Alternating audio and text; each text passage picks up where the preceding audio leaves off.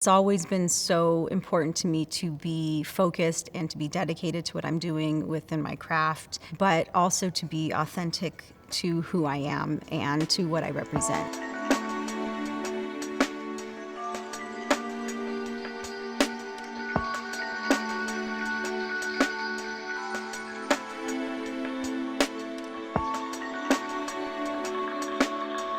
There have been a lot of crossroads in my life and in my career. I grew up in a single-parent home, one of 6 children, and we struggled a lot, like financially. We were houseless for most of my childhood. I'd never seen classical dance or been a part of anything that was like structured and took discipline and focus. It was at my club where I experienced having mentors for the first time. And then there was a teacher that owned a local ballet school, and she was offering free ballet classes on a basketball court. And so I took my first class at 13 years old at the Boys and Girls Club in San Pedro, California. We were living in a motel at the time, and my teacher came to the motel. I mean, it was to the point where my mom was just like, I have 5 other children to take care of. There's no way that I can support this extracurricular activity. But, you know, she had a lot on her plate, and it was like, Misty has to stop. And my teacher said, you know, I think it's worth investing in her.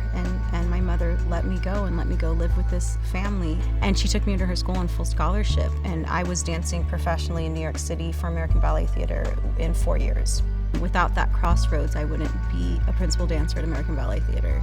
So, you know, that moment, ultimately, it is what allowed me to pursue my dream. And so, you know, if that moment wouldn't have happened, I don't know where I would be. I mean, another major crossroads for me was approaching the first principal role that I really ever did in a classical work. And I was not yet a principal dancer. I was still a soloist, and, you know, the first Black woman to be given this opportunity. And I'm gearing up to do this role, the Firebird, and I'm injured.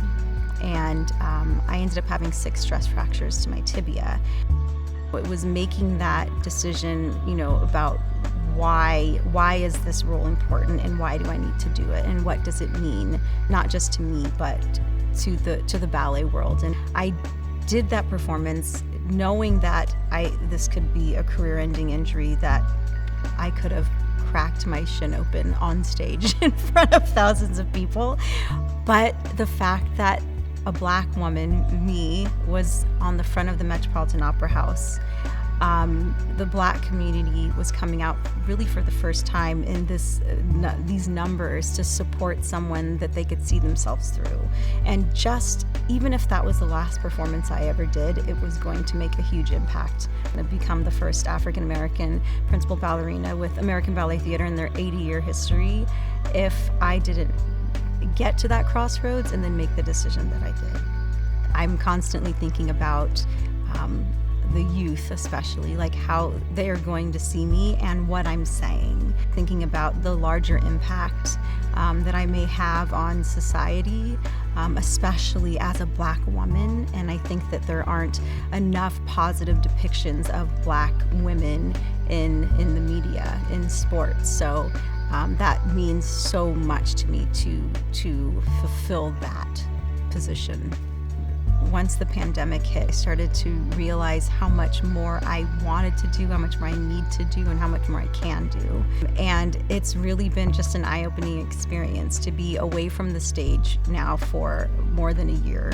It's allowed me to kind of step into the power that I have and to be able to use my voice in different ways. And it was a scary thing, but now I'm like, life is happening. We just have to step into it and own it and move forward. I think it's really about recognizing that we're living now instead of always planning for what we're planning for and understanding my second life and stepping into it.